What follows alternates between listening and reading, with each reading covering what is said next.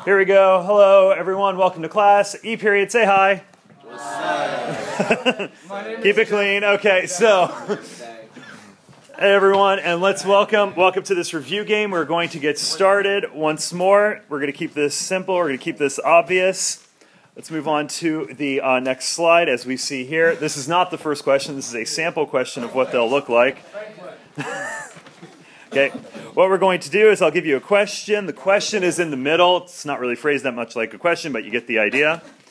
And I'm going to slowly, one by one, who's the first president? I'm going to slowly remove options one by one as we go through this until we get to, the right answer. It's simple enough. So you get 5 points every time you get the answer right, which hopefully you should do before the end of it. But every time you get a question wrong, you minus 1 point. So we have 12 questions here. 60 is your best possible score. And I think some of you might be in, 10. But here we go. Best of luck to you. Please follow along as well. This is all based off of the test. And let us continue. Here we go. The first question. Who was the last apostle to die? And for those of you playing along live right now in this room, remember, this is to help you for the test. This isn't just about getting points, so please make sure you're getting the right information. Who was the last apostle to die? Was it A, Peter, B, Paul, C, John, or D, James? Last apostle to die, who was it? Well, it was not James. James is actually quite the opposite. James is the first apostle to die. Okay, it's only minus 1 yet. Nor is it Peter. Peter dies in the year 64, the year of the Great Fire and all that. Paul dies at some point right after Peter. It's unclear if he dies that same year, that same day, or a few years later. The correct answer, the correct answer is John. John dies by the year 100. He's the last apostle to die. And remember, his death marks the end of the period of public revelation. All right. Yay, we're doing well thus far. Some people have 2 points right now. Good job. Okay. Next question. Question 2. Who began the official Roman persecution of Christians in the year 64? Who began the official persecution of Christians in the year 64? Which one was it? Is it Julius Caesar, Caesar Augustus, C, Tiberius, or D, Nero? Now, all of these guys are emperors, and by the way, they are listed in order of A, B, C, and D. It was Julius Caesar, then his nephew, Caesar Augustus, then Tiberius. There was a couple emperors between Tiberius and Nero, then Nero as well. By the way, yes, they are all related to each other in roundabout ways. Okay, who actually began, though, the official persecution? It was not Julius Caesar. Julius Caesar died in 44 BC. He was dead 44 years before Jesus was even born.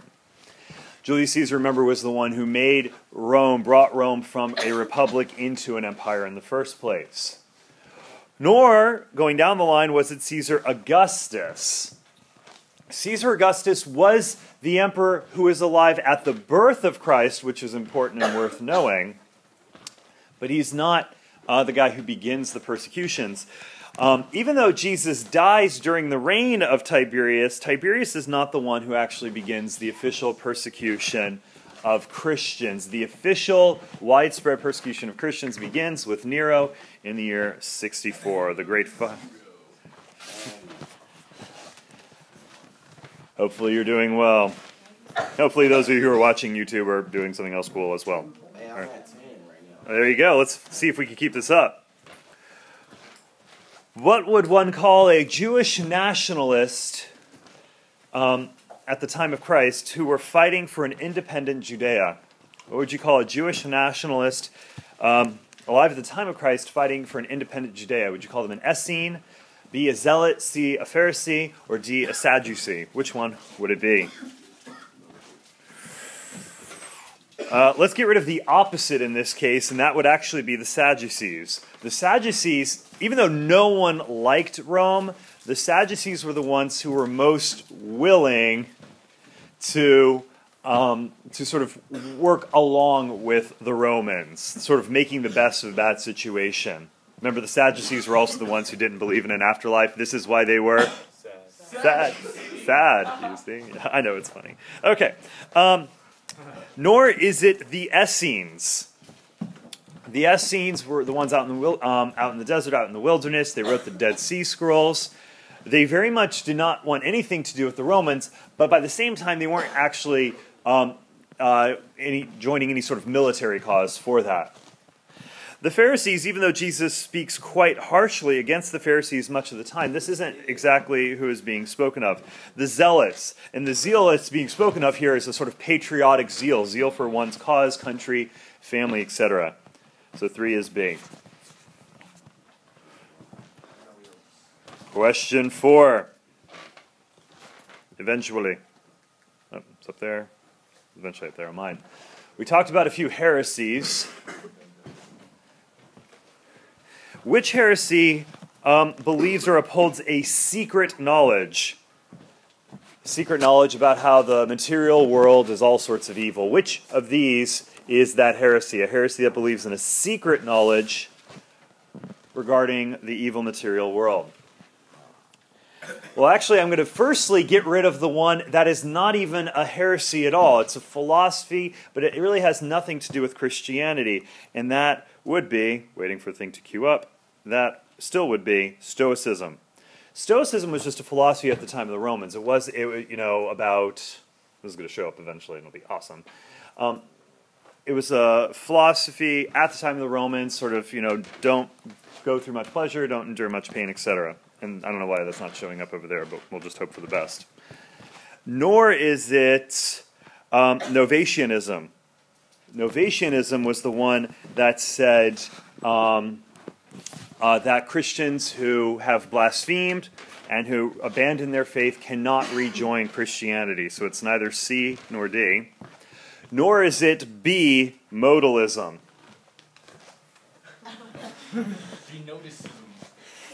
Okay, look, it's right on mine, okay? This is what it looks like on my screen. Modalism was the one that denied the Trinity. It said that there's one God, but sort of just, they're not 3 persons in God, but just 3 sides of God. So the correct answer is A, Gnosticism. Remember, an agnostic has no knowledge. The opposite of agnosticism is Gnosticism, which is a very important knowledge, very secretive knowledge that must be had in order to gain salvation, things like that. Gnosticism does spin off lots of other heresies. We've talked about a few of those, Cerinthianism, Docetism, etc. And it'll show up again many times throughout this history. Question 5. That one queued up pretty quickly. Who was the last of the Roman emperors to seriously persecute the Christians? And the 303, 311 there, those are the years of his reign. Which Roman emperor was the one to sort of instigate the final serious persecution of Christians, the real final persecution of Christians? Is it Diocletian, Domitian, Herod Agrippa, or Marcus Aurelius? Which one of these was it? Okay, let's get rid of one of the obvious ones. Let's get rid of the one of these guys that is actually not a Roman emperor at all. That's actually Herod Agrippa. Herod Agrippa was king, or at the very least was a governor of Judea, alive at the time of Christ. He's the one who orders the death of James, deals with Paul's appeal case to Rome. He's nowhere near alive at this point in time. It's not Marcus Aurelius either. Marcus Aurelius is right at the year 160. It's a pretty easy number to remember most of the time, about halfway through this whole process. Marcus Aurelius, a very famous man, great philosopher, great author, did persecute Christians, along with the other two up here, but it's not this guy. Nor is it Domitian either. Domitian, let me clarify, was the guy who continued the persecution after Nero. Domitian doesn't even come to power. You don't need to know this date, but Domitian shows up around the year 95 or so. And so a good 30 years after Nero. And he's the one who starts again Nero's, upholds again Nero's law of persecuting Christians. But Diocletian was the one, the very famous, very avid persecutor of Christians at this time period. And we're going to see him again and his successor again at the beginning of our next chapter. But Diocletian was the most forceful, taking away property, tons of torture, hunting them out everywhere. Question 6, this one involves you considering all of the answers. Which one of these events took place first? Which one of these events took place first? A, the temple, meaning the Jewish temple, was destroyed by the Romans. B, Jesus' death. C, the temple destroyed by the Babylonians. And finally, D, the Council of Jerusalem. Which of these events took place first? All right, we're actually going to take this in reverse order. We're going to go from most recent to the furthest back, the one that's first, the correct answer. So out of all of these, the most recent one is actually A. Oops, that doesn't do anything. Oops, go back. Go back, go back. Don't pay attention.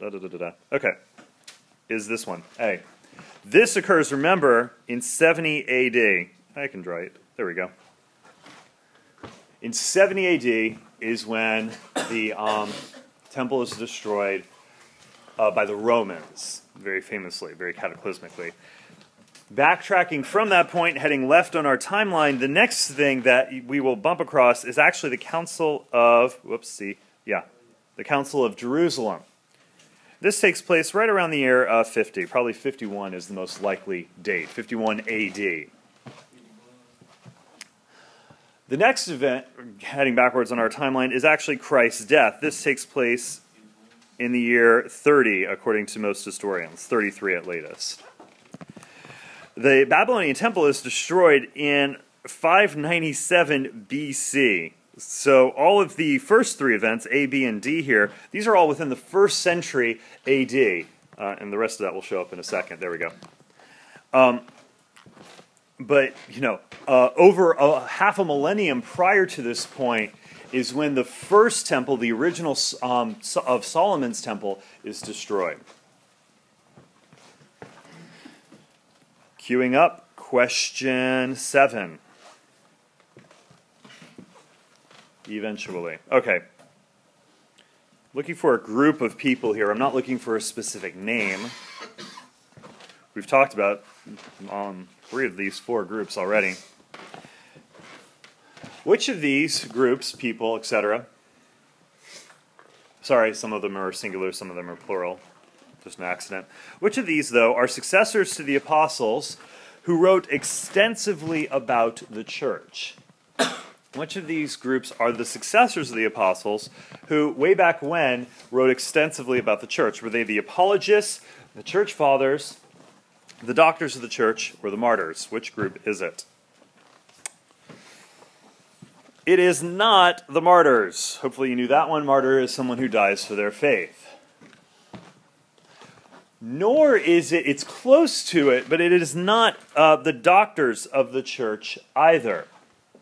Doctors of the church do write about their church. Their writings are very good. For instance, St. Francis de Sales is a doctor of the church, but we wouldn't say that he is, one of the first few generations after the apostles. He ultimately, as a bishop comes, from the apostles, but we wouldn't say he's like a direct successor, generation number 2 or 3. Nor are they the apologists, although the apologists did write extensively about this. The people that we especially look for this are the church fathers. They're the ones who fulfill both the criteria of being a successor to the apostle, along with being a noted author as well. The church fathers were the ones who either, they knew the apostles, or they knew the guys who knew the guys who knew the apostles, or there could even be multiple generations as well taking place. Even into hundreds of years, but they were like America's founding fathers, they were the people who really got the ball rolling. They're the people we look to, especially outside of the New Testament, to kind of see what should we consider, what is included, what is not included, what was the church saying, thinking, doing. Apologists, just as an FYI, were the ones who would explain the faith, defend the faith to others, to Gentiles especially. Question 8, on a more military bent. Which of these guys was a highly successful general, which actually applies to a shocking amount of them, actually I think all four, who planned to establish a global Greek empire? Yeah, actually, you could look at the first four, and you could look at that first line there, highly successful general, and all four of these guys do fulfill those criteria. They're not perfect, only one of them's perfect, but only one of them was undefeated, and who planned to establish a global Greek empire. Who was that? Let's get rid of some guys here. Mark Antony, we don't say too much about him, but he's an interesting guy. Famously wooed Cleopatra. He fought Caesar Augustus. He was a general under Julius Caesar. He was a friend of Julius Caesar. As a random note to give you a sense of how close of friends they were, when Julius Caesar was assassinated, and after his death, the will was read at Mark Antony's house, and Mark Antony was kind of planning on getting all this sort of stuff. Mark Antony was an accomplished general, though not quite here. Caesar Augustus was a brilliant man, but he was, and he did have a few good fights, including against Mark Antony.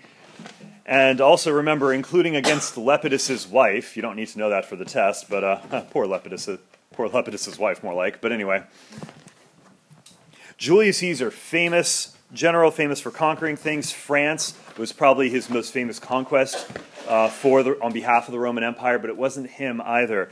Alexander the Great, a remarkably accomplished general, and Alexander the Great is the only one of these guys not from Rome. All of these other guys are Latin from Rome.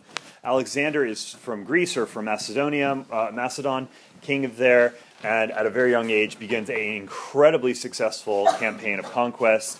So this is why at the time of Christ, when everyone is speaking the same language, it's because of this guy who lived in the 300s BC. Question 9. Simple enough question.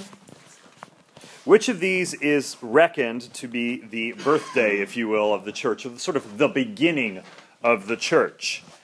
Christmas, B, the Council of Jerusalem, C, Easter, or D, Pentecost?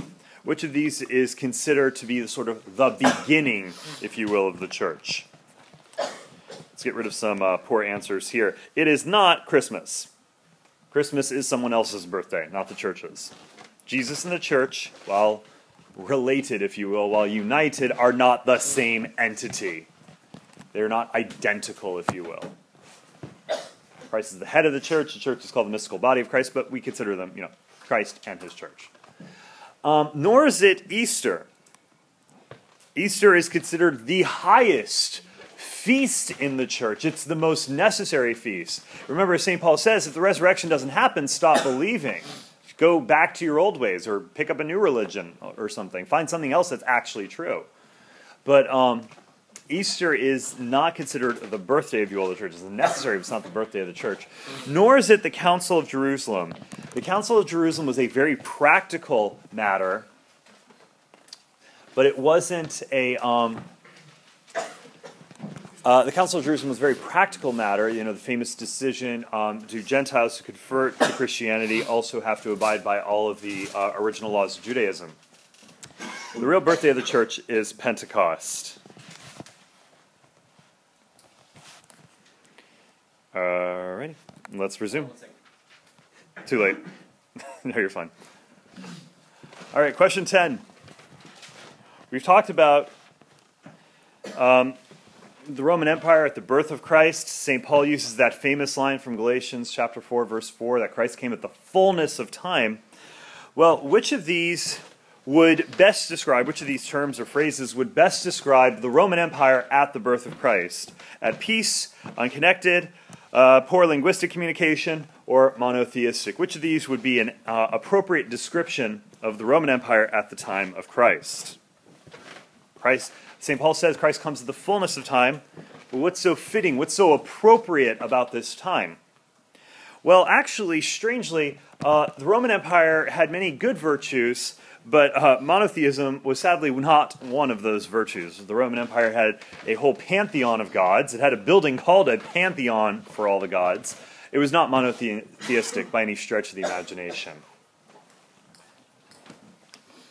Nor did it have poor linguistic communication. Remember, most of the world at the time, most of the empire at the time, and even beyond the Roman Empire, had a fairly good knowledge of Greek.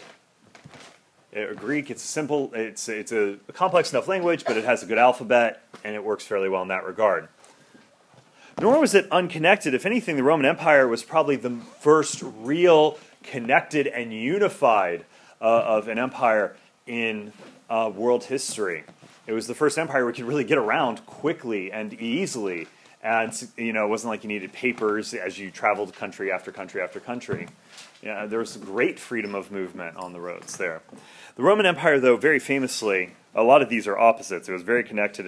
It spoke common languages as well for B and C, but the Roman Empire was actually at peace at the time of Christ. And it enjoyed that peace for a good long time as well. The Pax Romana is what it's called from Caesar Augustus. Question 11. Which of these books of the New Testament, and these are all real books of the New Testament, which of these tells of the practices of the early church? And you can sort of make an argument for a couple of them, but really there's one answer here that is heads and tails or whatever, heads above all the other answers. Is it Paul's first letter to the Corinthians? Is it Acts of the Apostles? Is it the Gospel of Luke? Is it Revelation? Let's get rid of the one that we really haven't talked that much about, and that would actually be John's letter, the prophetic book, final book of the Bible, the book of Revelation. It does have letters to churches actually at the beginning of that book, but it's not that one. Nor is it the Gospel of Luke. The Gospel of Luke, a very lengthy gospel. Luke also writes Acts of the Apostles. The Gospel of Luke and Acts of the Apostles are sort of meant to be a volume 1, volume 2 sort of a deal, is how Luke apparently intended them. Nor is it Paul's first letter to the Corinthians. One of the oldest things, but what we really see, where we hear so much about the beginning of the church, where we hear of Pentecost, Paul's conversion, what Peter and Paul are doing, Stephen's martyrdom, all of this is captured in Acts of the Apostles. The replacement of Judas with Matthias, all of these events, all of these things, Council of Jerusalem, all that great stuff. Final question, another chronology question. I'm not going to ask too many chronology questions on the tests. I'm not going to ask that many dates, but it's kind of good to have a few that you know, a few that you can relate to. And no, I'm not going to have any sort of questions of put these events in order. It's simply sort of if there is a question, it's you tell me which date's going on. So you need to consider all four of these in order to answer this question. Which of these happened last? In other words, which of these happened most recently? Rome becomes an empire, the founding of Rome, the Great Fire in Rome, and finally Christianity is declared illegal by Rome. So all of these are very Roman questions, and this is where the church begins. This is where Peter goes to, is Rome. This is the empire at the time, is Rome. And so that's why we're spending so much time understanding what's going on with Rome, especially politically with Rome as well. It's important to know the highlights, the big points. So once more, I'm going to go through these in actually in chronological order. I'm going to go with the earliest event, and then I'm going to move to the most recent, which will be the correct answer, the event that had happened last. It is not the founding of Rome. Founding of Rome is way back in 753 BC. Just trust me, that's BC. Okay. Way back when, April of 753 BC, Rome is officially founded, declared a city, etc. It's not that moment. It's not that event. So actually, in terms of the Roman calendar, Christ was born in the year 753 on the Roman calendar. So anyway, the next event is actually Rome's becoming an empire. That happened with Julius Caesar, his famous crossing of the Rubicon. That's 449. I know that's hard to see with red on red. That's 49 BC. Okay, with his death in 44 BC. It's an empire, though, at that point.